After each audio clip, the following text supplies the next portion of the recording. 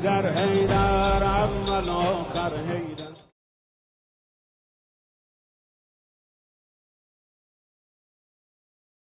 Allahumma salli ala Muhammadin wa ali Muhammad.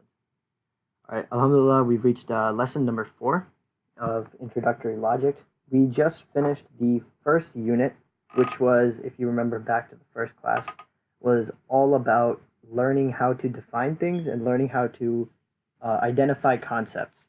Now, here we're getting into the second unit of logic, which is about affirming truth to concepts and figuring out how to find out whether things are true or not. So if you remember back to the first class, we talked about apprehensions and affirmations. Apprehensions were simply just being able to understand concepts, being able to define them, and essentially draw a metaphorical circle around those concepts in your head in such a way that you understand them precisely, easily, and simply.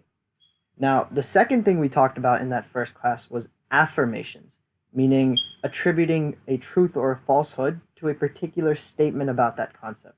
So, for example, if I went up to a tree and I saw the concept of a tree and I apprehended the tree, and for me to affirm something about the tree would mean to link the concept of a tree in my head to what I'm seeing out there.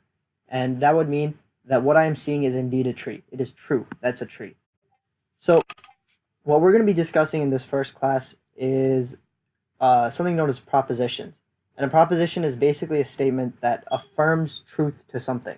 So for example, if I said the sky is blue, that is a proposition, meaning that it's either a true statement, it's either false, or we don't know. Now in the case of the sky is blue, that is clearly a true statement. So what exactly are truth and falsehood? So truth is a very weird word to define because we kind of need to use words that have to define themselves. But in short, truth is essentially what is aligned with reality.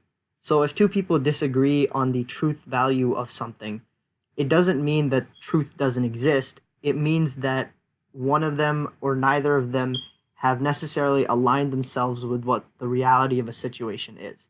So if I said the earth is flat, maybe my conception of the earth in general is just wrong. And as we learn more, we would be able to affirm truth to something. So maybe they might be right in one situation, but the general idea is truth is aligning yourself with what is real. Now, what is real is obviously some crazy philosophical thing that we're not going to get into in this class. But in general, all propositions have 3 parts. So when we mentioned the sky is blue, what's happening really? What's happening is that there are 2 concepts and that there is something that links those 2 concepts together. So the sky is one concept and the blue is another concept that we both understand. And these concepts are what we call simple, meaning that we can work with them on their own. They don't come with anything extra necessarily, and they work with each other in such a way that we can attribute them to each other. So the sky is a simple concept that we can understand, and blue is a simple concept that we can understand. We both apprehend these 2 concepts. Now, what the third part of the proposition is called the copula. So the 3 parts are the 2 concepts and the copula. The copula is the thing that links the 2 concepts together. So, for example, if I said, this hat is red, hat is the first concept, is the copula, and red is the second concept.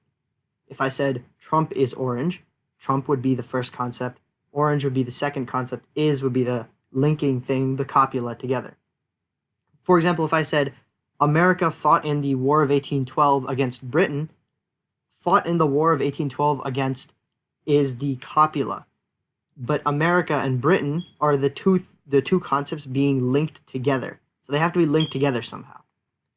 So the thing about propositions is that all of these statements can have true, false, or you don't know what the answer is. So for example, if I said this hat is red and the hat was red, then it would be a true statement. So from this, we can derive the principle of non-contradiction. And essentially what that is that 2 affirmations of one concept cannot both be true. So the sky can't be blue and not blue at the same time. It doesn't make any logical sense, because if that were the case, then you can't really conclude anything about anything. But Since the principle of non-contradiction is true, if we can prove that the sky not being blue is a false statement, then we must necessarily agree that the sky is blue, and vice versa. So if we were to prove that the sky is not blue, then if we said the sky is blue and that is a false statement, then the sky is not blue is a true statement. So that's the principle of non-contradiction. And by extension, we can also say that if the sky is blue, then it is not red, and it is not green, and it is not yellow, because the color occupies the same concept, and we can't affirm two different realities at the same time. It doesn't make any sense. Some statements are also self-contradictory. So, for example, let me think of something. So, a self-contradictory statement is a logical incoherence, meaning that the proposition by itself is neither true nor is it false, nor do we not know, but the statement itself is just wrong. It's not phrased correctly. So an example of this, let me pull this up. Well, I mean, one example would be, can an all-powerful God make a rock so big that he can't lift it, right? The logical incoherence in this is that the idea of can't does not apply to an all-powerful God, for example, right? So that statement in of itself is logically incoherent, meaning that you're saying two different things that can't both be true. Like this statement is a lie, right?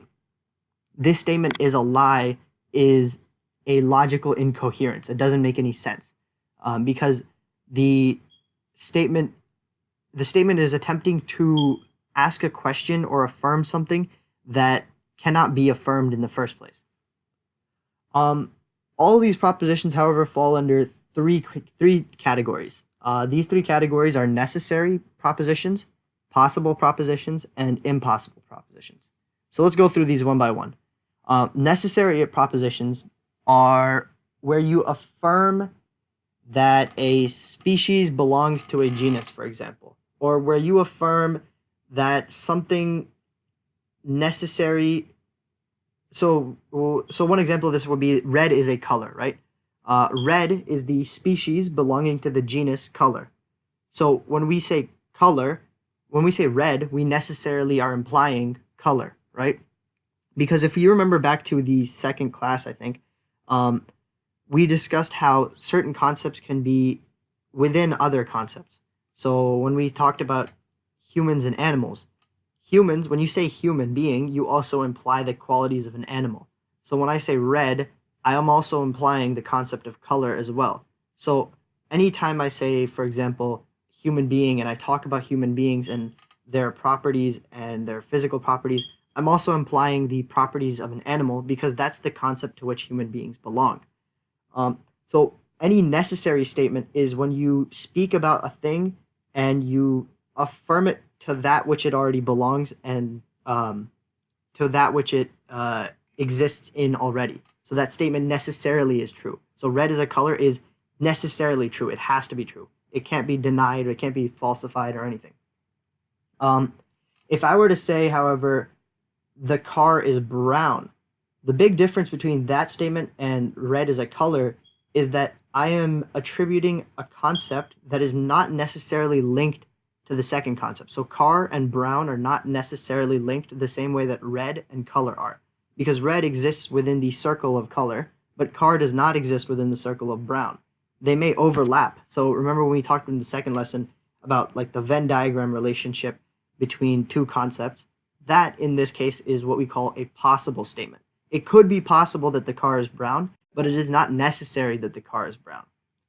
Impossible statements, finally, are statements which have no logical connection whatsoever. Meaning, if we went back to the second lesson again, they're these statements such that there are two circles that have zero linkage whatsoever. So, for example, if I said, my favorite color is Tuesday, that doesn't make any sense because color and Tuesday have no commonality. They have no possible connection. There's no copula that can bring them together in any way.